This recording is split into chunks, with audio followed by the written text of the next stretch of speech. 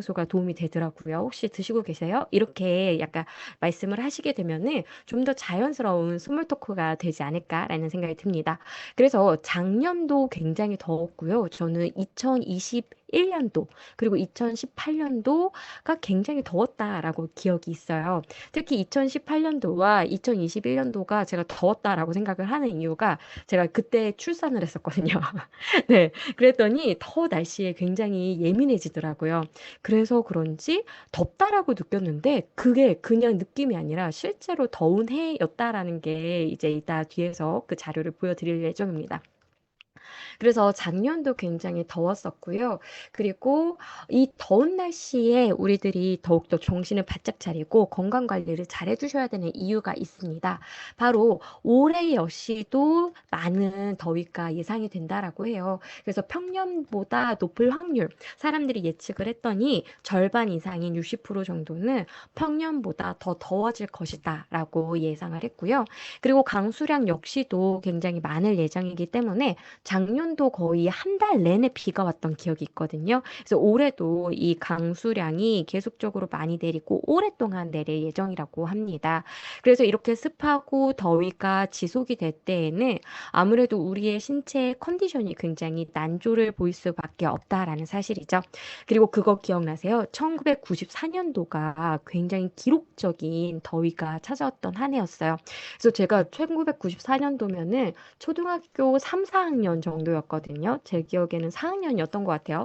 그때 제 뉴스에서 그게 인상적이었어요. 뭐냐면은 어떤 기자분이 인터뷰를 하시는데 그냥 아스팔트 위에다가 계란을 탁 깨요. 그러면 그 계란이 그대로 후라이가 되는, 계란 후라이가 되는 그 놀라운 광경이 아직도 저는 머릿속에 생생히 기억이 납니다.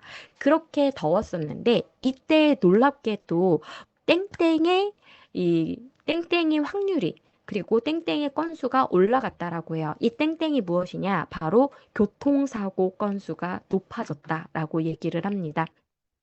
그래서 실제로요, 1994년도에 굉장히 더웠던 7월에는요, 교통사고 건수가 평년 대비 4.1% 정도가 증가했다라고 합니다. 이것은 평년 대비로 봤을 때 거의 300건 이상이 증가가 된 이러한 수치이기 때문에 굉장히 높았다라고 말을 할 수가 있다라는 거죠. 그래가지고 그래서 우리들이 요즘 힘든 이렇게 일이 더운 날씨 그리고 습한 날씨에는 정서적으로도 그리고 신체적으로도 컨트롤이 힘들고 너무나도 컨디션이 안 좋기 때문에 많은 분들이 이걸 찾기 시작을 해요. 뭐냐? 보양식. 특히 언제 많이 먹죠? 여름철에는요, 삼복이라고 해서 초복, 중복, 말복을 우리나라 사람뿐만 아니라 아시아 계통의 분들은 많이들 챙기고 있습니다.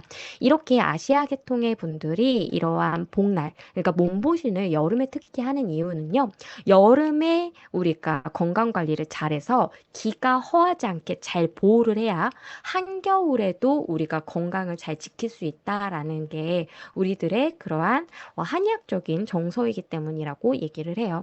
그래서 이렇게 내가 몸보신을 한번 해보겠어 라고 하면은 첫 번째로 떠올리는 음식이 아무래도 삼계탕이 아닐까라는 생각이 듭니다. 그리고 보통은 장어구이라든지 갈비찜이라든지 이렇게 고기가 많이 들어가서 배가 두둑하고 뜨거운 음식을 많이 먹는다라는 것이죠. 그래서 이 몸보신에는 역시 고기가 최고다라는 머릿속에 상상이 있으실 거예요. 그러면 정말 최고일까? 반은 맞고 반은 틀리다라고 말씀을 드릴 수가 있어요. 어떤 부분에서 맞느냐? 바로 우리가 이렇게 단백질을 많이 포함한 육류를 섭취하게 되면은요, 우리의 신체에서 수분 다음으로 가장 많은 비율을 차지하는 것이 이 단백질이기 때문에 우리의 몸을 잘 구성을 할 뿐만 아니라 우리 몸에서 활동을 하고 있는 효소라든지 호르몬이라든지 각종 물질들의 재료가 될 수가 있기 때문에 우리의 몸을 확실히 보호를 하는 데에는 그 기능을 할 수가 있겠죠. 하지만 이러한 몸보신을 하는 보양식의 단점 중에 하나가요. 무엇이냐? 바로 나트륨의 섭취가 너무 많고요. 콜레스테롤의 섭취가 높아지기 때문에 대체적으로 혈관, 혈액 건강이 좋아지지 않을 수가 있다라는 사실입니다. 그리고 이 밥도 먹으면서 삼계탕 같은 경우는 그 닭 안에 있는 찹쌀까지 먹게 됐기 때문에 탄수화물의 섭취량도 함께 높아지면서 칼로리의 섭취가 어마어마해진다라는 사실이죠. 그래서 내가 한 끼 식사를 삼계탕으로 했다. 여성분들의 일일 권장 열량이 1800에서 2000kcal잖아요. 삼계탕 같은 경우는 이 밥 한 공기와 국물까지 다 먹었다라는 가정을 하게 되면은 2000kcal를 이 삼계탕으로 섭취를 할 수가 있기 때문에 굉장히 고열량의 식품이구나라고 보시면 되세요. 그리고 나트륨의 섭취 역시 또 좋지 않습니다. 바로 우리가 하루에 2000mg 정도를 섭취해야 된다라고 안내를 드리는데 이미 2000mg을 훨씬 넘어선 2850mg을 먹을 수밖에 없기 때문에 굉장히 짠 음식 중에 하나다라고 보실 수가 있죠. 그리고 콜레스테롤은요, 원래 300g 정도까지만, 300mg입니다. 여기 표시가 잘못됐어요. 300mg만 섭취를 해야 되는데 굉장히 많은 양인 434mg을 먹게 되기 때문에 이때 나의 혈관에서는 굉장히 많은 혼란이 올 수가 있다라는 거죠. 그래서 만약에 내가 보양식으로 삼계탕을 오늘 먹을 수밖에 없는 자리가 됐다라고 하신다라면은 밥은요, 절반을 뚝 떼서 2분의 1공기로 덜어서 섭취하시는 게 맞고요. 그리고 국물은 당연히 섭취하지 않고요. 그리고 닭의 껍질 같은 경우는 일부러 드시지 마시고 조금 걷어내고 드시는 것이 더욱더 현명한 방법입니다. 그리고 깍두기 대신에 부추 무침을 드심으로써 나트륨의 섭취량을 줄이시는 게 맞죠. 그리고 우리가 소금과 같은 이러한 양념류를 좀 줄이려면은요, 향신채를 많이 쓰시는 게 유리하거든요. 그래서 더욱더 대파를 많이 활용을 하셔서 우리가 맛있게 먹으면서도 건강을 챙길 수 있는 몸보신 음식을 먹었으면 좋겠어요. 그리고 여기에서도 잠깐 언급을 드린 것처럼 열량이 굉장히 높은 음식이라는 거죠. 그런데 우리는 이러한 복날에만 이렇게 열량이 높은 음식을 먹는 것은 아닙니다. 사실은 매일마다 우리는 육식을 너무 섭취를 많이 하고 있다라는 거예요. 그러면 우리가 얼마나 많은 육류의 섭취량을 차지하고 있느냐? 바로 1998년도까지만 해도 여기에 보이시나요? 만 1세 이상을 다 평균을 낸 거예요. 그러니까 어린 아이들까지도 다 이 데이터에 포함을 시킨 평균값을 보니까요. 하루에 68g, 70g 정도를 먹었다라고 해요. 그런데 지금은요, 바로 130g 정도를 먹고 있다라는 겁니다. 그러니까 불과 20년 만에 육류의 섭취량이 거의 2배로 증가를 했다라는 것이죠. 그러면 130g 많을까 적을까? 어떤 분들은 하루에 130g 정도면은 굉장히 적게 섭취하는 거 아니에요? 왜냐, 우리가 알고 있는 삼겹살의 1인분 150g에서 180g이거든요. 그래서 우리가 삼겹살 여기 2인분 주세요 하면은 이미 360g, 400g을 먹기 때문에 이거면 굉장히 하루에 매일마다 평균적으로 굉장히 적게 먹는 것 같은데 이것도 많은가요? 하신다라면은 이것을 알려드릴게요. 1일에 하루에 우리 성인의 남성분들이 섭취해도 되는 육류의 섭취량은 138g이라고 되어 있어요. 이분들의 1일 권장 열량은 2700 혹은 2400 정도이기 때문에 이 정도를 차지를 하는 건데요. 여성분들은 이것보다 적겠죠. 왜냐 1800에서 2000 킬로칼로리 정도를 섭취하게끔 되어 있으니까요. 이랬을 때 성인 여성분들은 100g 정도까지만 먹는 것으로 기준이 되어 있기 때문에 사실은 굉장히 많은 양이다라는 거죠. 그러면은 이게 의문이실 거예요. 그러면 우리 아이들은요? 그렇죠. 아이들은 이것보다 더 적은 70g 정도까지만 섭취하는 게 맞다라는 겁니다. 그러니까 우리 아이들까지도 평균적으로 간다면 굉장히 많은 육류의 섭취량이 있기 때문에 조금은 우리가 고기 같은 경우를 주식의 개념보다는 반찬의 개념으로 매 끼니마다 조금씩 나누어서 섭취하시는 게 더 현명한 방법일 수가 있어요. 그래서 제가 20년 전에 저희 교수님께 배웠던 것 중에 하나가요. 우리나라 사람들은 고기 먹으러 간다라는 것을 굉장히 좋게 생각을 하는데 고기는 우리가 이렇게 삼겹살, 구이 이렇게 먹는 것이 아니라 사실은 반찬의 개념으로 생각해야 된다라고 얘기를 하셨었거든요. 그래서 이러한 부분을 생각하셔서 우리 아이들이 너무 매일마다 삼겹살을 먹는다라고 하면은 고기만 올인하고 있지는 않는지 한번 살펴보실 필요가 있습니다. 그리고 이 육류의 섭취량이 늘었다라는 거는 함께 무엇이 늘어나는 것이냐? 바로 지방의 섭취량 역시도 늘어난다라고 보시면 되겠습니다. 그런데 육류의 섭취량보다는 조금 덜 늘어났어요. 네, 지방의 섭취량이 한 4분의 1 정도가량 증가한 거거든요. 그래서 40g에서 50g까지 증가를 했다라고 보시면 되는데 이것도 올바른 것이냐? 만약에 이 지방이 불포화 지방산으로서 이렇게 많은 양이 50g을 먹고 있다라면은 그래도 평균값, 평균치 내에는 들어간다라고 보시면 됩니다. 그래서 하루의 총 에너지 섭취량의 15에서 30%까지를 지방으로 섭취를 해도 된다라고 되어 있어요. 그래서 이 양을 추산을 해보면 여성분들의 경우 33g에서 66g까지는 지방으로 섭취를 해도 된다라는 거죠. 단 조건은 이 지방의 비율적으로 포화지방은 전체 열량의 7%까지만 섭취를 해도 된다. 나머지는요, 불포화 지방산이어야 된다라는 거죠. 하지만 대부분의 분들은 버터라든지 유제품이라든지 아니면 육류 때문에 포화 지방이 훨씬 더 비율적으로 높기 때문에 사실은 지방의 섭취량이 너무 과도하다라고 보시면 되세요. 특히 포화 지방이 그러합니다. 그래서 이 포화 지방만 늘었을까? 그것이 아니라요. 콜레스테롤도 영향을 미치기 때문에 혈중 콜레스테롤 역시도 많이 증가를 한 결과를 가지고 왔다라고 합니다. 사실은 우리의 혈중의 콜레스테롤의 농도는 우리가 먹는 음식과 완전히 비례하진 않는다. 사실은 내 몸에서 만들어내는 콜레스테롤이 더 많은 비율을 차지한다라고 얘기를 하죠. 그런데 이 콜레스테롤의 재료가 되는 게 중성지방과 그리고 탄수화물이기 때문에 이러한 음식의 섭취가 달라짐으로써 우리나라 사람들은요, 혈중 콜레스테롤치가 점점 증가를 하고 있습니다. 이것과 함께 정비례적으로 심장질환에 기인한 사망률 역시도 많이 증가를 하고 있기 때문에 그래서 육류의 섭취가 많은 우리나라 사람들이 몸보신까지도 육류로 하는 것은 사실은 물음표. 이게 과연 괜찮을까라고 생각을 하셔야 된다라는 거죠. 그러면 대체 무엇을 더 우리는 섭취를 해야 될까? 바로 채소와 과일처럼 비타민과 미네랄과 식이섬유소가 풍부한 식품을 섭취를 하는 것이 우선이라고 보실 수가 있어요. 그런데 이 채소와 과일의 섭취, 과거와 지금은 어떻게 달라졌을까? 아까 육류의 섭취와 반대로요, 오히려 줄어들었다라는 게 사실이죠. 그리고 제가 주말마다 아이들 관련한 이제 영양교육을 하고 있거든요. 그런데 아이들 같은 경우는 이 채소의 섭취량이 굉장히 적어서요. 바로 내가 김치를 빼고 채소를 먹는다라고 대답을 한 아이가 10명 중에 1명밖에 되질 않는다라는 사실이에요.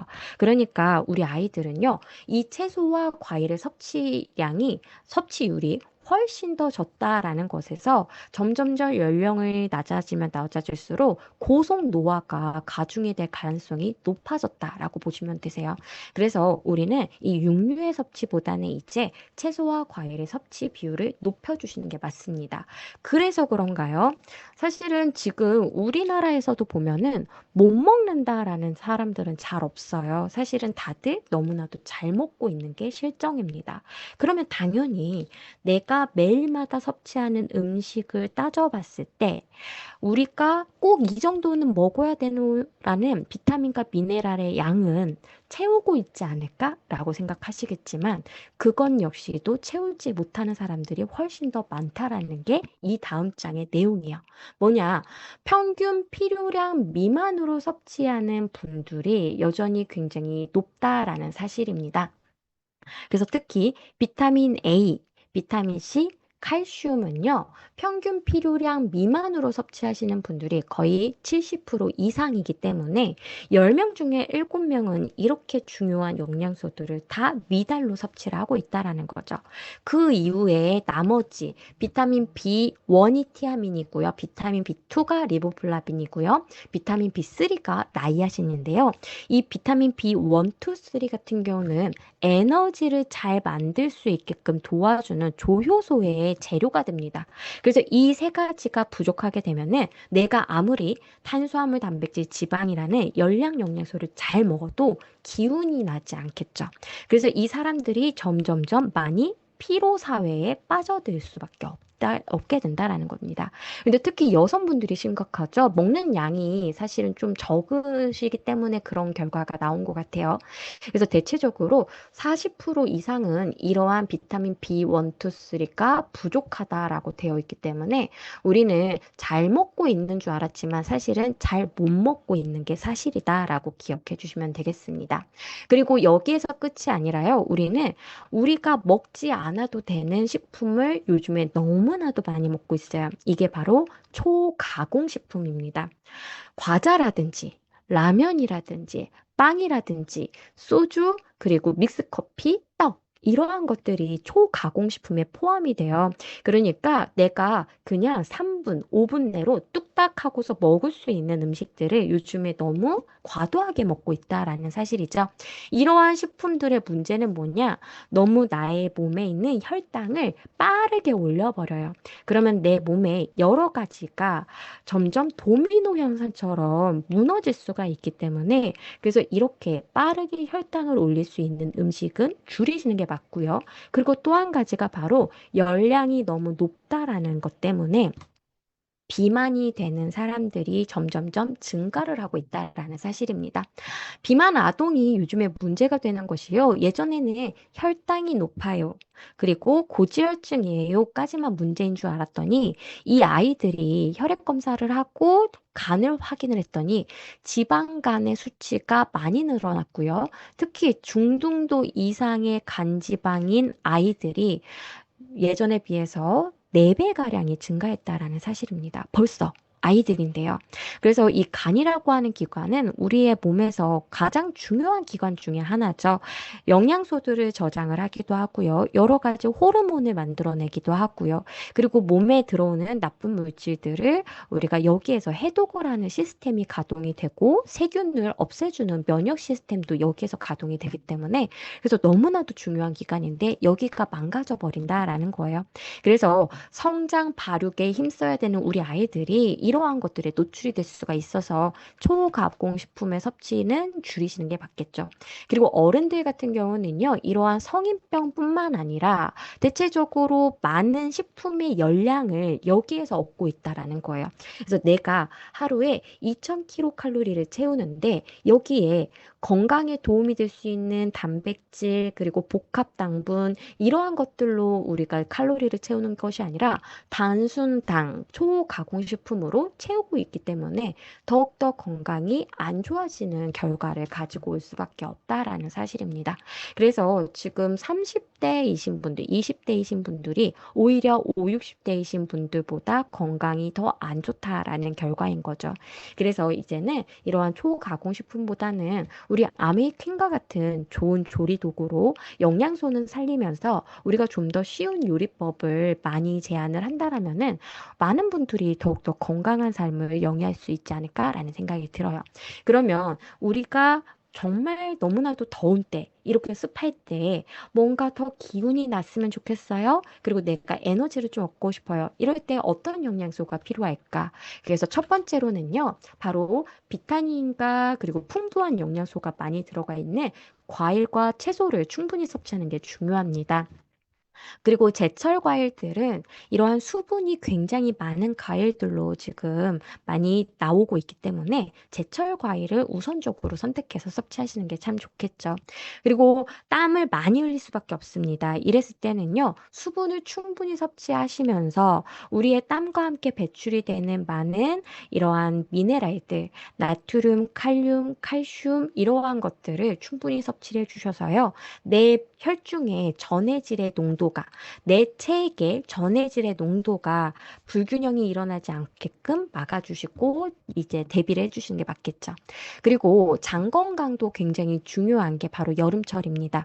내가 평상시에 똑같은 음식을 먹어도 탈이 안 났는데 갑자기 탈이 난다. 이것은요, 여름철에는 더욱더 미생물이 많이 번식을 할 수가 있기 때문에 같은 음식을 먹더라도 내 몸속에 들어오는 미생물의 양이, 나쁜 미생물의 양이 늘어나는 솟아나면서 탈이 날 수가 있다라는 거거든요.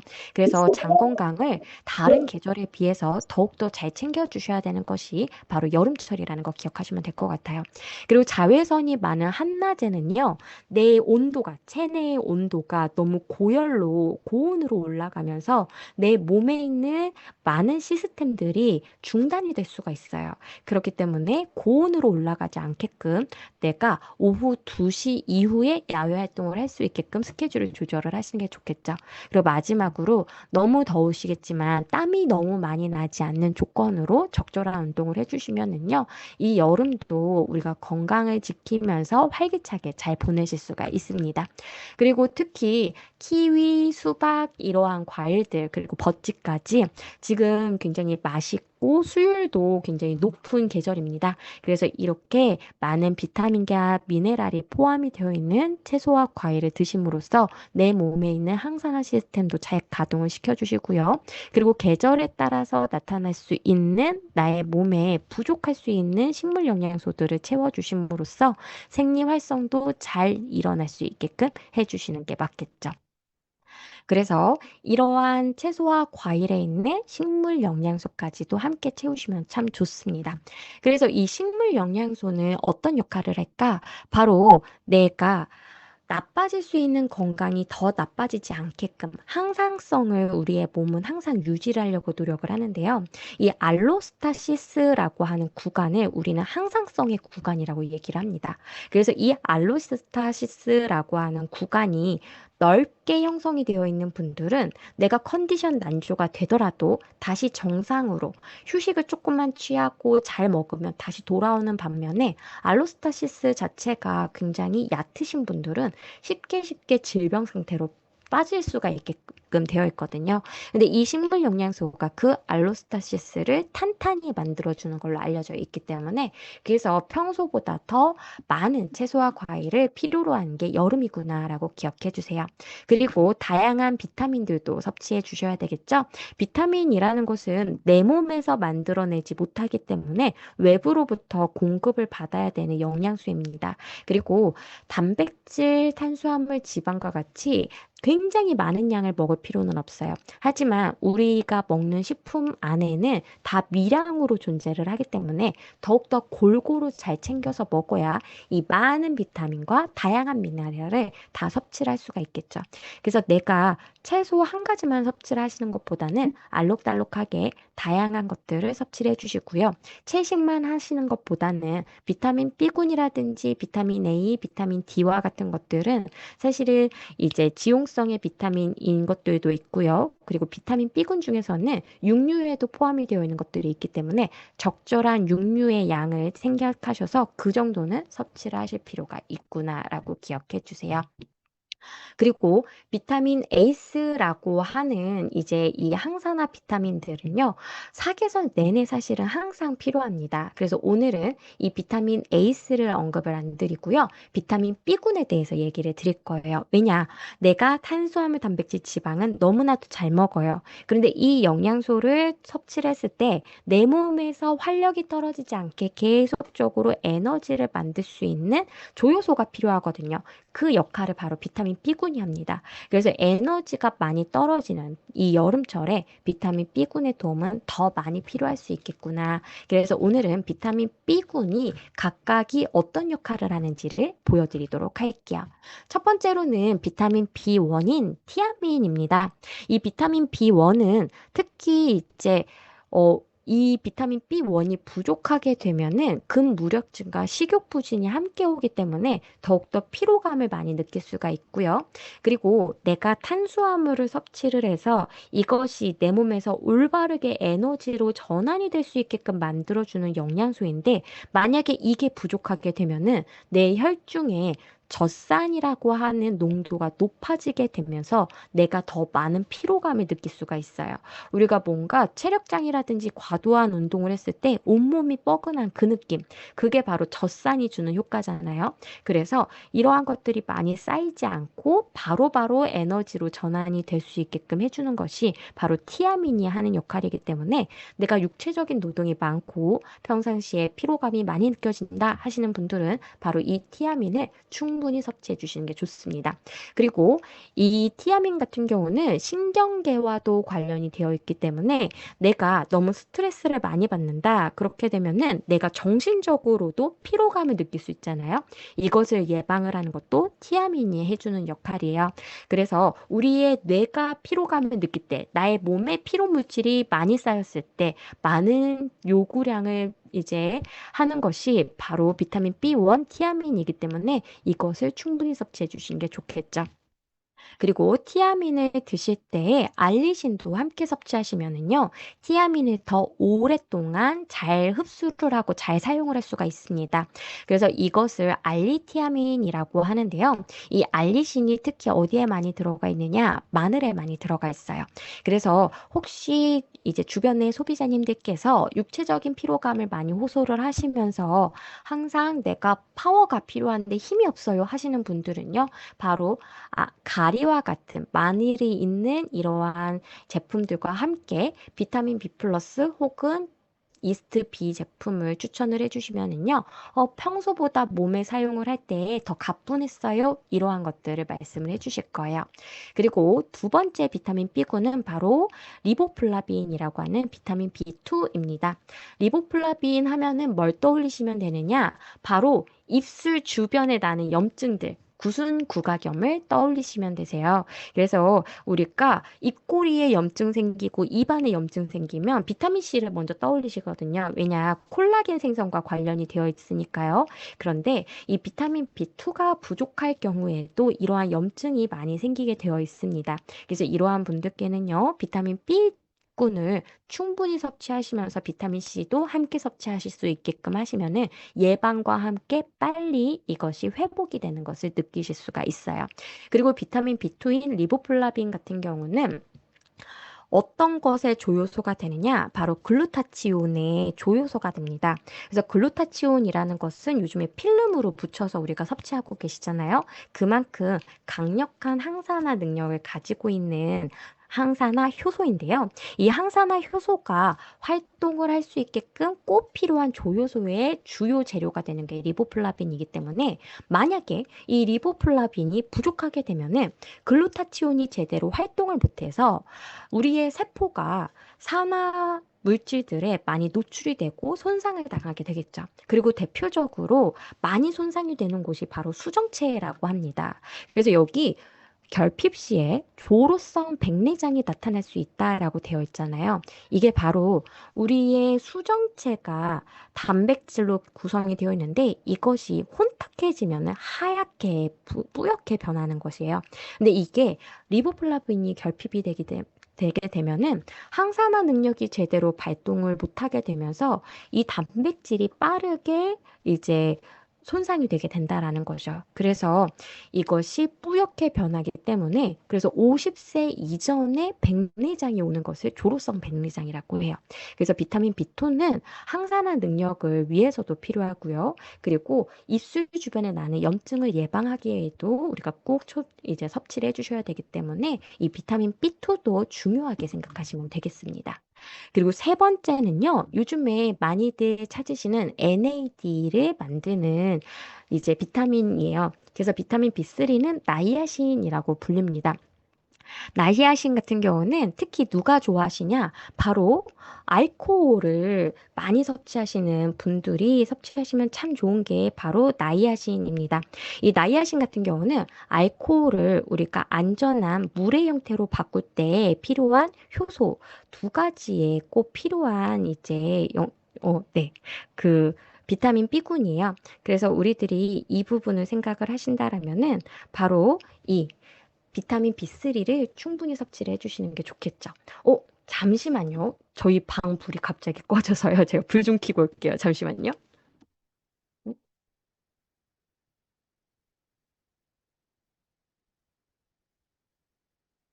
네. 제 방 불이 갑자기 꺼져서 너무 깜짝 놀랐어요. 네.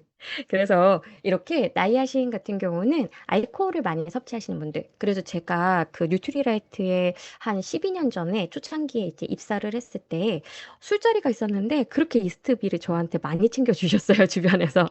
그래서 왜 그런가 했더니 이 비타민 B군의 역할 때문에 그렇다라는 거 기억해 주시면 되겠습니다. 비타민 B3 같은 경우는 특히 탄단지의 대사에도 도움이 되기 때문에 우리가 에너지를 잘 생성을 할 수 있게끔 만들어준다라고 하고요.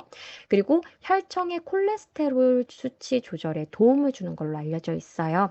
특히 니코틴산 아마이드 형태의 나이아신이 콜레스테롤 수치를 잘 조절을 하는 걸로 알려져 있는데 우리 뉴트리라이트의 비타민 B3는 다 그 형태로 들어가 있습니다. 간혹 가다가 이 니코틴산 아마이드 같은 경우는 이제 얼굴이 붉어지는 것 때문에 걱정을 하셔서 저에게 문의를 주시는 분들이 있거든요. 그런데 그러한 얼굴이 붉어질 정도의 용량은요, 250mg입니다. 근데 우리나라 식약처에서는 35mg 이상 넣어놓지 못하게 되어 있어요. 법상으로. 그러니까 그 정도의 수치가 아니기 때문에 괜찮다. 오히려 다른 형태들은요, 콜레스테롤 수치 조절을 못해요. 효과적으로 못해요. 그래서 가장 적절한 양으로 가장 효과적인 형태를 넣어놓은 것이 바로 저희 뉴트리라이트 제품의 니코틴산 아마이드다라는 것도 기억해 주세요. 그리고 네 번째로 알아보실 것은 바로 비타민 B5인 판톤텐산입니다. 이 판톤텐산 같은 경우는 우리가 신경 전달 물질을 잘 만들어낼 때 꼭 필요한 조효소로 작용을 합니다. 그래서 내가 우울감이 있거나 굉장히 권태감이 느껴진다 하시는 분들은 바로 이 비타민 B5가 부족해서일 수도 있어요. 그래서 우리가 신경 전달 물질 중에서 가장 중요하게 생각하는 것들이 뭐 세로토닌이라든지 도파민이라든지 가바, 그러니까 우리의 정신적인 세계에 안정감을 가져다 준다라든지 활력을 가져다 주는 신경전달 물질이잖아요. 이것들을 맡을 때 꼭 필요한 영양소들 중에 하나가 비타민 B5, 마그네슘, 철분, 아연과 같은 비타민 미네랄이거든요. 그래서 혹시 내 주변에 기분의 조절이 좀 어려워요 하시는 분들은 단백질과 함께 이러한 미량 영양소들도 충분히 챙길 수 있게끔 해주시면 되겠습니다. 두 번째로는요, 스테로이드 호르몬의 중간체라는 거예요. 그래서 이 스테로이드 호르몬 중에서는 대표적인 게 코티솔과 같은 스트레스를 조절하는 호르몬도 존재를 하거든요. 그래서 이 현대인들에게 꼭 필요한 존재 중에 하나가 비타민 B5다라는 것도 기억해 주세요. 그리고 피리독신이라고 하는 비타민 B6번에 대해서 한번 알아보도록 하겠습니다. 비타민 B6번 하시면은요, 이제는 조혈 비타민, 혈구세포 합성이라고 해서요, 이 조혈 비타민 중에 하나다라는 거 기억해 주세요. 그래서 우리가 적혈구가 모양이 동그래야 되는데 찌글찌글하고 너무 크기가 이상하게 큰 이제 그러한 문제를 가지고서 빈혈을 나타내는 걸 거대적 아구성 빈혈이라고 하는데 이러한 그 모양이 찌글찌글하고 제대로 형성이 되지 않는 원인 중에 하나가 비타민 B6번과 비타민 B9번과 비타민 B12, 6, 9, 12번이 부족하게 되면은 이렇게 잘못된 모양의 적혈구가 만들어지게 됩니다. 적혈구가 하는 역할 중에 가장 중요한 게 사실은 산소 운반이잖아요. 이 얘기는 나의 조직, 세포마다 산소가 제대로 제공이 안 되는 큰 문제를 가지고 올 수가 있기 때문에 비타민 B6번 그냥 비타민인데 그리고 이게 좀 부족하다고 해서 큰 문제 일어나겠어? 하지만 나의 세포에 산소가 제대로 공급이 안 되는 문제가 나타난다라는 것이기 때문에 철분만 잘 챙겨 드실 것이 아니라 비타민 B군 자체도 잘 섭취를 해주셔야 되겠죠. 그리고 두 번째로 정말 중요한 것은 호모시스테인 대사에 중요한 역할을 한다라는 거예요. 이것도 짝꿍 비타민 B6, 9, 12번이 그 역할을 합니다. 그래서 이 비타민 B6, 9, 12번이 부족하게 되면은 호모시스테인이라고 하는 독성 물질이 나의 혈중의 농도가 높아지게 되면서 내 혈관벽을 손상을 시키고 나의 뇌세포를 손상을 시켜요.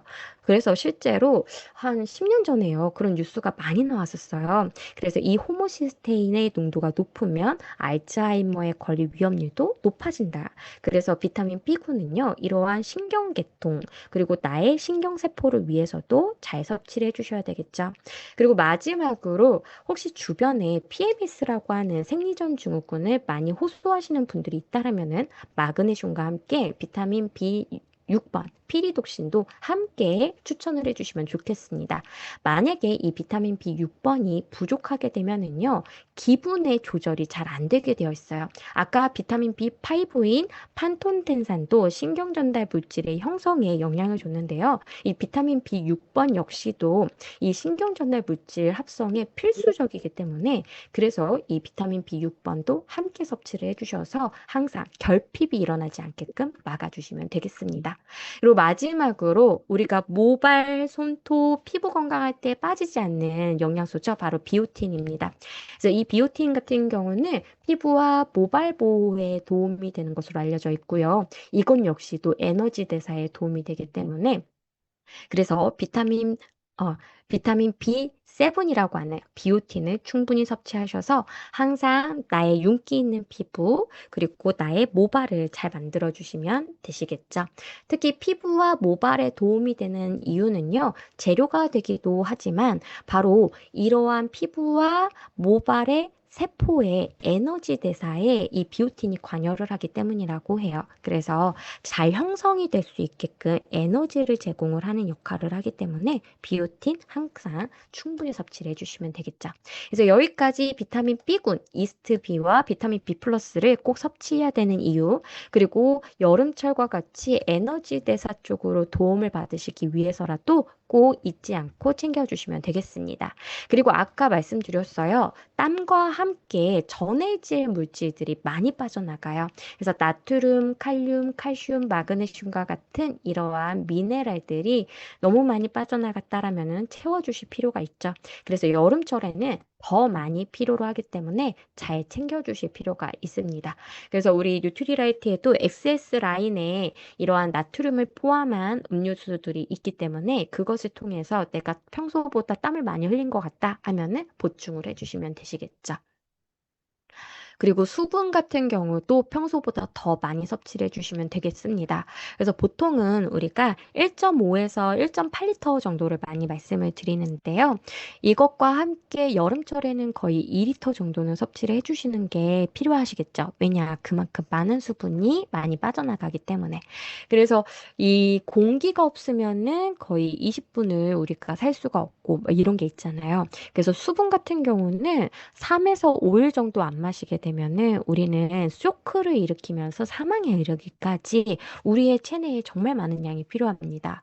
그러면 그런 거 이제 궁금하지 않으셨어요? 저도 약간 이게 궁금하더라고요. 내가 평상시에 그냥 물 마실 타이밍이 돼서 물을 마시는 경우가 많아요. 저도 어딘가에 그냥 도착을 하면은 그냥 무의식적으로 물을 먹게 된다라든지 이런데 정말 갈증이 나서 목이 마를 때는 내 몸에 얼마 만에 물이 빠져나갔기 때문에 이렇게까지 목이 마를까라는 궁금증이 있었는데요. 그게 체내에는 원래 신체의 60% 정도가 물로 되어 있는데 이 중에 1, 2% 정도가 없으면 갈증을 느껴요. 그러니까 우리의 몸에서는요, 이 60%를 채우는 게 굉장히 중요하다라는 거죠. 그리고 이 중에서 5% 이상이 부족해지면 그때부터 탈수 증상으로 머리가 어질어질하고 이게 쓰러지는 경우가 생긴다라는 것이죠. 그래서 하루에 우리가 보통은요, 2.5리터 정도의 수분 손실이 일어난다라고 되어 있습니다. 그래서 적어도 1.8에서 2리터 정도는 내가 습관적으로 먹으려고 많이 노력을 해주셨으면 좋겠어요. 그리고 아까 말씀드린 것처럼 여름철에는 장 건강도 꼭 지켜주셔야 되겠죠. 그래서 보통은 우리가 이 음식 먹었을 때 탈이 안 났는데 여름에 갑자기 나타났다. 그렇다면 이 미생물들이 너무 빨리 번식을 한, 증식을 한 결과다라고 보시면 되세요. 그래서 한 마리가 4시간 이후에는 수백만 마리로 증식이 될 수가 있기 때문에 더욱더 각별하게 식품을 잘 보관을 하는 것도 중요하고요. 그리고 내 장 내에 이러한 균들이 언제든지 침투할 수가 있기 때문에 항상 내 장을 튼튼하게 그리고 많은 유익균들을 많이 담는 것도 중요하시겠죠. 그렇다면 나의 장 건강을 왜 지켜야 될까? 이 장이 너무 중요한 역할을 하고요. 정말 특별한 구조로 되어 있기 때문입니다. 장은요, 그냥 내 몸의 일부, 조직이라고 생각을 했어요. 과거에는요, 그냥, 내가 변을 잘 보기 위해서 만들어진 기관인가? 이런 생각을 했었거든요. 그러니까 노폐물을 잘 배출을 하기 위한 기관. 이렇게만 생각을 했었는데 그것이 아니라 여기에는 굉장히 많은 미생물들이 살고 있으면서 나의 몸에 영향을 미치는 기관이라는 거죠. 그래서 장에는 100종류 이상의 38조 이상의 균이 서식을 하게 되어 있다라고 합니다. 저도 한 8년 전까지는 강의를 할 때 100조개라고 말씀을 드렸었어요. 그런데 많은 학자들이 다시 검사를 해본 거죠. 그리고 추정치를 다시 역산을 했더니 38조 정도가 나왔습니다. 그래서 리더님들께서도 누군가에게 전달을 하실 때는 100종류 이상의 38조 이상의 균이라고 말씀을 해주시면 되세요. 그리고 이 장 중에서도 대장과 소장이 있잖아요. 근데 대장은 아까 말씀드린 것처럼 변을 밖으로 배출을 시키기 위한 기관의 역할을 더 많이 해요. 그리고 수분을 다시 재흡수를 하는 역할을 해줍니다. 소장은 무슨 역할을 하느냐? 대부분의 영양소들을 잘게 쪼개서 흡수를 하는 곳이 바로 소장입니다.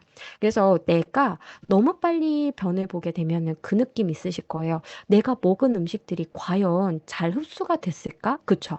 그래서 여기에 또 적절한 시간으로 머무르면서 우리가 흡수를 할 수 있게끔 해줘야 되는데 그렇게 너무 빨리 지나가 버리면은 흡수 속도가 조금 걱정을 해주실 필요가 있다라는 거죠. 그래서 이렇게 대변을 너무 자주 보시는 분들 같은 경우는 저희들도 영양소를 더 세밀하게 잘 섭취를 해주셔야 된다라고 말씀을 드리거든요.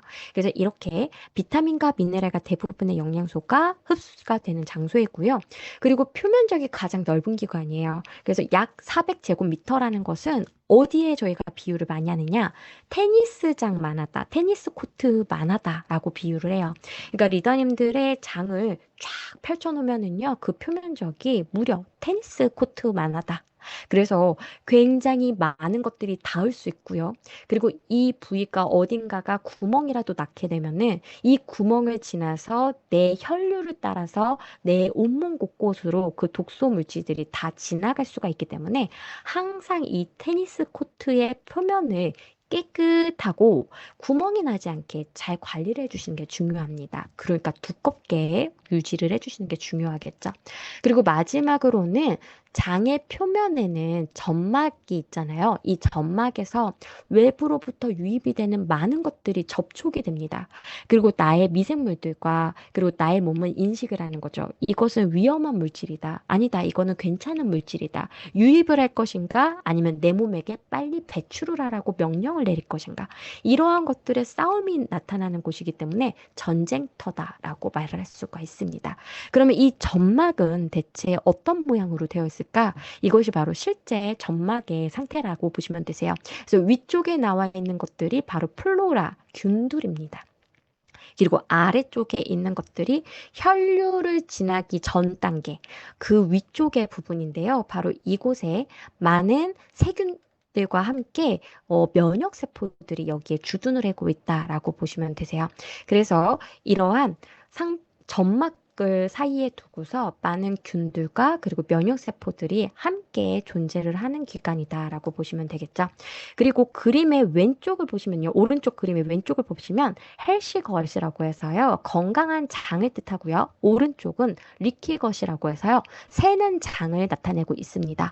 그래서 왼쪽과 같이 점막이 두꺼워야 되는데 점막이 얇아지는 분들이 있어요. 누구냐? 식이섬유소와 같은 균들의 유해균이랄지 유익균들의 먹이가 되는 이러한 것들을 프리바이오틱스를 잘 안 섭취하시는 분들. 프리바이오틱스가 제대로 우리 몸에 공급이 되지 않으면은요, 이 균들도 먹고 살아야 되잖아요. 그럼 이 균들이 누구를 뜯어먹을까요? 점막을 뜯어먹어요. 그래서 점막이 얇아지는 거예요. 그래서 프리바이오틱스라고 하는 균들의 먹이가 되는 것들, 식이섬유소, 올리고당, 프락톨리고당이라든지 이눌린이라든지 이러한 것들을 충분히 섭취를 해주시는 게 점막 건강을 위해서도 중요합니다. 그리고 네, 장내 미생물들은 굉장히 다양하기 때문에 우리가 다 좋은 균으로 포진을 시킬 수는 없어요. 유익균과 유해균과 중간균이 있는 거죠. 그래서 우리는 유익균을 어떻게든 잘 많이 먹어주셔서 바로 이 중간균이 유익균의 역할을 할 수 있게끔 끌어당길 필요가 있습니다. 그래서 매일마다 우리가 100억 마리 이상씩 이 유익균들, 프로바이오틱스를 섭취하는 이유가 거기에 있겠죠. 그리고 아까 말씀드린 것처럼 장 점막은 굉장히 두껍게 잘 유지가 되어 있어야 되고요. 그리고 아래에 장세포들이 포진해 있는데 이 장세포들은 어떻게 되어 있냐면 따닥따닥 붙어 있는 블록 같아요. 하나의 벽돌 같아요. 근데 이 벽돌들을 고리를 걸어서 다 연결을 해놨는데 나쁜 장벽 같은 경우는 이 고리가 다 끊어져 있는 거죠. 그래서 오른쪽과 같은 세능장이 되게 되면은 외부에서 들어오는 독소 물질들, 병원군들 이러한 것들이 그대로 혈액 안으로 침투를 해서 온몸을 순환을 할 수가 있는 상태가 되는 겁니다. 그렇기 때문에 이 독소균들이 만들어내는 나쁜 물질들이 다 내 장내로 들어올 수가 있다라는 걸 상상을 하시면서 항상 좋은 균들이 내 장에 포진이 될 수 있게끔 장 점막은 두껍게 만들어줄 수 있게끔 이 타이트 정션이라는 고리가 끊어지지 않게끔 관리를 해주시면서 그리고 마지막으로는 나의 면역세포가 항상 튼튼하게 되어 있어서 외부로부터 들어오는 병원균들이 인지를 하면 바로 잘 대처를 할 수 있게끔 만들어주시는 거. 이게 여름철에 특히 더 집중해서 관리를 해주실 필요가 있다라는 거죠. 그래서 균 같은 경우는 유익균을 우리가 좀 더 잘 세밀하게 챙겨주시면 됩니다. 그리고 두 번째로 장 점막은요, 아까 말씀드린 것처럼 식이섬유소를 충분히 섭취해 주시는 거죠. 타이트 정션은 누구의 도움을 받으시면 참 좋냐? 바로 아연이 이것을 잘 유지를 할 수 있게끔 만들어주는 미네랄입니다. 그리고 마지막으로 면역세포 같은 경우는 다양한 영양소들이 있어요. 항산화 영양소도 그 역할을 해주고요. 오메가3도 사실은 면역세포와 관련이 되어 있습니다.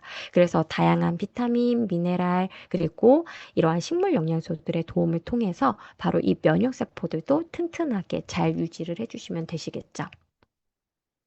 그래서 이 미생물의 균형을 유익균들을 많이 투입을 시키기 위해서는요, 우리들은 매일마다 섭취를 해주셔야 됩니다. 어떤 분들이 그럼 유산균 한 1년 먹으면 돼요? 라고 물어보시더라고요. 되나요? 아니죠.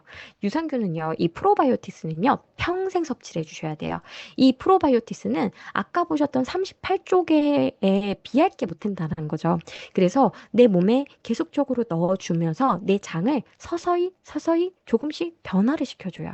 근데 이러한 좋은 균들이 내 몸에 어느 순간 안 들어오면은 이 균들의 변화가 다시 예전으로 돌아갈 가능성이 높아지거든요. 그래서 내가 평생을 나의 장을 항상 꽃밭으로 잘 가꾼다라는 생각으로 프로바이오틱스 정도는요, 매일마다 꾸준히 평생 섭취해 주셔야 됩니다. 그리고 특히 오늘 같은 날은요, 오늘은 우리가 아까 유해균들이 자리하면 안 된다라고 했잖아요. 그래서 유익균과 유해균 중에서 이 유해균의 자리 싸움에서 이겨내는 유익균.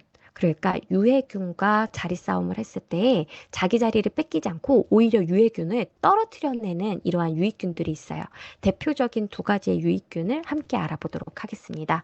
첫 번째 프로바이오틱스는요, 바로 NCFM입니다. 다니스코사의 하와유 등급에 이제 등재가 되어 있는 균이고요. 이 NCFM을 어떻게 연구를 해봤냐면은 세포에 얼마나 잘 달라붙는지 접착력을 본 거예요. 그래서 락토바실러스 아시도필러스라고 되어 있는 이 부분이 바로 NCFM이에요. 그리고 플라타럼, 그리고 퍼멘텀, 브레비스 이러한 다양한 균주들을 이 HT29MTX라고 하는 세포주에 달라붙게끔 조절을 해본 거예요. 조치를 했어요. 그랬을 때 NCFM이 보시는 것처럼 가장 잘 달라붙어 있더라. 그리고 달라붙어서 유지가 더 잘 되더라라는 걸 밝혀내서 굉장히 정착력과 부착성이 뛰어난 균주로 알려져 있는 게 바로 NCFM입니다. 그리고 이 NCFM과 함께 또 누가 굉장히 정착력과 그리고 부착력이 뛰어나냐? 바로 HN019라고 하는 균주가 굉장히 장부착성이 뛰어나요. 근데 이 HN019는 특히 뭐에 능하냐면요. 유해균과의 자리 싸움에서 유해균을 밀어낸다라는 게 특징인 거죠. 이 실험이 무엇이냐? 바로 어, 부착을 해야 되는 이 장세포를 하나를 가지고 온 거예요. 여기에 유해균도 부착을 해보고, 그리고 HN019도 부착을 해봤어요.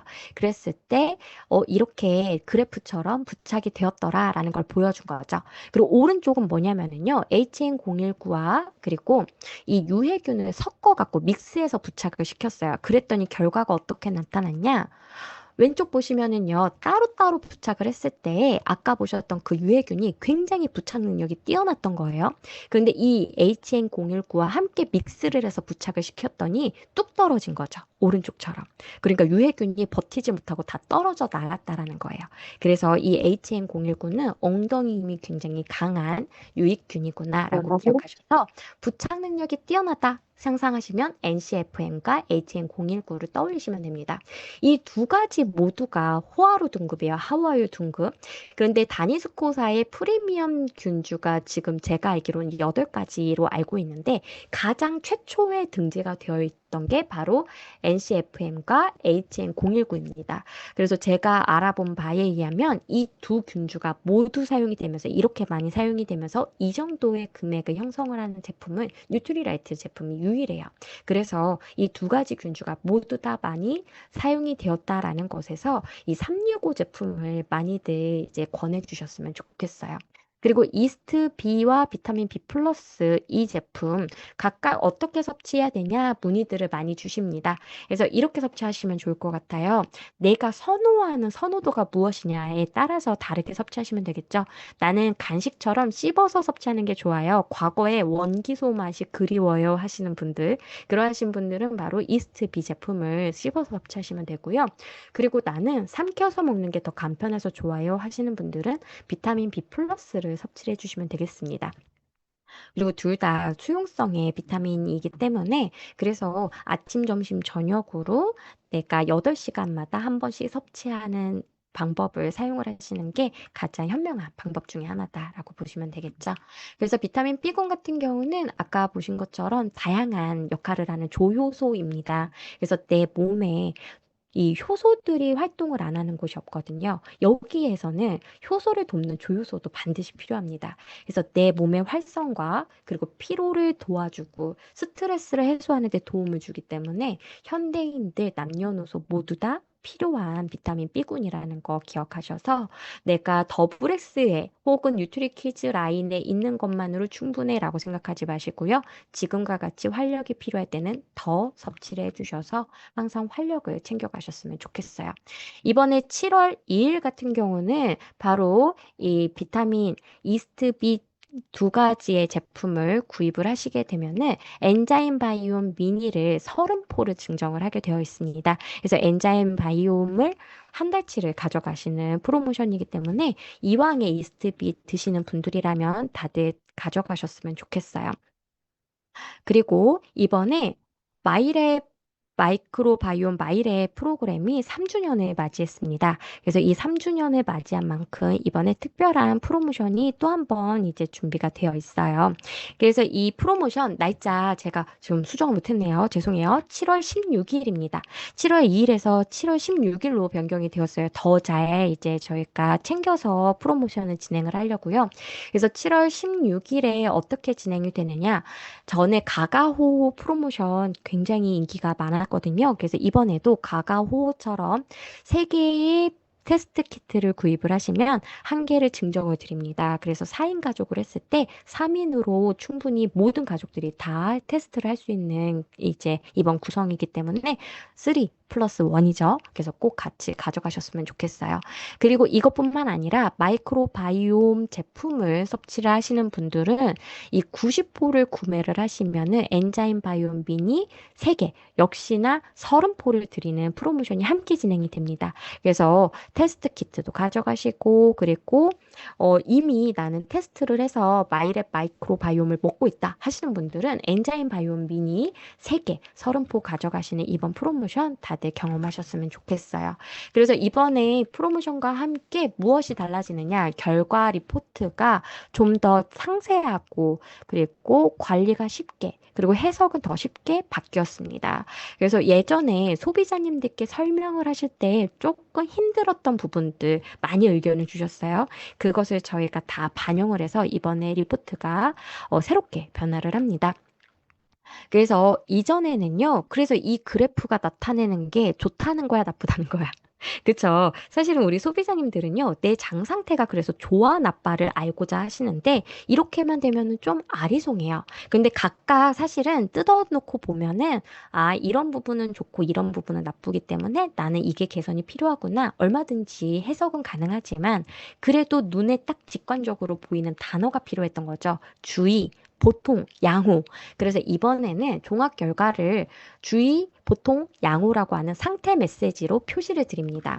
그래서 혹시라도 우리 리더님들께서 소비자님들께서 한번 해석해줘라고 했을 때 좀 어려움이 있으셨다라는 분들은 이번에는 해석할 필요도 없으세요. 보시면 바로 알 수가 있기 때문에 같이 보시면 이번에 좋게 나타났구나. 아, 이번에는 이게 부족했구나. 이렇게 말씀해 주시면 되겠죠. 그리고 예전에는요, 역시나 건강 관련 장내 미생물의 상태도 그래서 이게 좋다는 거야, 나쁘다는 거야. 이건 역시도 그랬거든요. 이건 역시도 아까와 동일하게 상태 메시지가 표시가 되게 되어 있습니다. 그리고 이번에 연령대별 비교 추가가 함께 들어가 있어요. 건강검진 받으셔도 내가 그래서 또래보다 몇 살이 더 어리다는 거야. 이게 굉장히 중요하시잖아요. 여기에도 마찬가지로 그게 나타나요. 그래서 내가 연령대별로 비교했을 때 어떻대? 라는 상태가 딱딱딱 나와 있기 때문에 내가 좋대, 나쁘대가 바로 나오기 때문에 아, 내 상태가 어떻구나 직접적으로 아실 수가 있다라는 거 보여드립니다. 그리고 예전에는 포스트바이오틱스의 균형을 좀 많이 물어보셨어요. 이 결과가 무엇 때문에 나타난 거야? 그게 바로 포스트바이오틱스의 일부인 뷰티르산 수치 때문에 나타난 거거든요. 그래서 이번엔 아예 뷰티르산 수치와 관련된 항목이 신설이 되었습니다. 그래서 이것 때문에 내 포스트바이오틱스의 분석이 이 결과가 나타났구나까지 연결이 되기 때문에 이렇게 기억해 주시면 될 것 같아요. 그리고 우리가 장 건강의 변화까지 이제 솔루션으로 말씀을 드리는 거예요. 그러니까 예전에는 이것을 다회차로 이제 분석을 받았을 때 그래서 내가 지금 어떤 방향으로 가고 있고 앞으로 어떻게 생활 습관을 가져가야 되는지까지는 연결이 좀 어려웠어요. 근데 여기에선 다회차로 하면은 더 상세하게 내 변화를 눈으로 알 수가 있다라는 거죠. 그리고 이 생활 습관 가이드가 여기저기 산재해 있어서 앞에 나왔던 얘기가 뒤에 또 나오고 이렇게 했었거든요. 근데 이번에는 한 장에 딱 여기에만 표시가 되기 때문에 앞에서 했던 말이 또 나오고 또 나오고 이것을 방지를 했다라고 보시면 되겠습니다. 그리고 건강 정보의 내용을 좀 더 많이 가져가고요. 그리고 시각화를 했어요. 그래서 우리가 그림이 없으면 글로만 읽으면 좀 이해가 어렵잖아요. 저는 그렇거든요. 네. 그래서 이것을 좀 시각화를 해서요. 읽으면 바로 알 수 있게끔 해놨다라고 보여드립니다. 그리고 페이지 하단에 관련된 건강 정보를 함께 명시를 해놨습니다. 그래서 이것이 무엇이야? 라고 묻기도 전에 이것에 대한 정답이 나와 있기 때문에 좀 더 상담하시기가 수월해졌다. 그리고 예전에는요, 인지건강 관련 미생물, 이것은 낮은 편입니다. 어떻습니다.까지만 말씀을 드렸거든요. 근데 여기에다가 더 상세하게 하는 거예요. 그래서 집중력, 기억력, 사고력. 그러니까 리더님들께서 그 하고 싶었던 말들을 여기에 이제 써놨어요. 그래서 내가 정말 속 시원하게 언급을 할 수 있는 부분이 다 이제는 광고 심의필이라든지 어떤 법적인 이런 것들을 다 해결을 해서 문구를 만들어서 넣어놨기 때문에 이 정도 언급은 리더님들께서 속 시원히 말하셔도 된다라고 보시면 되겠습니다.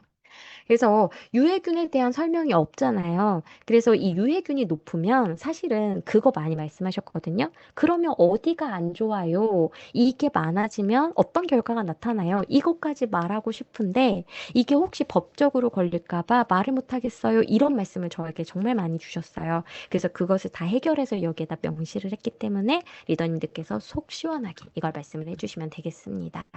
그리고 마지막으로 이 장 건강이 이 마이크로바이옴 랩과 그리고 제품을 섭취를 하면서 점점 좋아진다라는 걸 6개월이나 1년마다 마이랩을 하지 않고도 확인할 수 있는 방법이 있죠. 뭐예요? 매일마다 보는 대변의 상태를 통해서 내 장이 지금 좋아지는 방향이구나를 내가 느낄 수가 있어요. 그런데 이게 어느 방향으로 내 변의 모양이 달라져야 되는지 직관적으로 보실 수 있게끔 여기에 그 그림을 그려놓은 거예요. 자세히 보시면은 변의 모양을 이렇게 나타났습니다.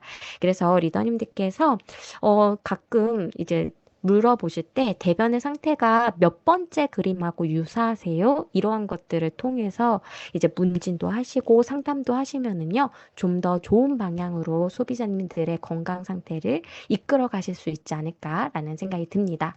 그래서 많은 분들께서 이번에 리포트 결과지를 보시면은요, 상담하실 때 그동안 못했던 말씀들 다 속 시원하게 하실 수 있기 때문에 더 많은 제품들과도 네, 상담이 가능하시지 않을까라는 생각이 들어요. 그래서 오늘 이렇게 제가 준비한 모든 내용들을 설명을 드렸는데 어떻게 이번에 리포트 많이 기대되실까요? 네, 기대되실 것 같습니다. 그래서 이번에 저희가 7월 16일에 이 프로모션이 진행이 되면서 이 리포트도 그때부터 개선이 되기 때문에 그때 만나보실 수 있을 거라고 기대해 주시면 되겠습니다. 네, 그래서 우리 리더님들께서 많은 기대를 해주시는 만큼 더 상세하게 잘 준비를 해서요. 리더님들의 사업을 더욱더 탄탄하고 도움 드릴 수 있는 방향으로 저희 본사도 노력하도록 할게요. 우리 리더님들 진짜 한 시간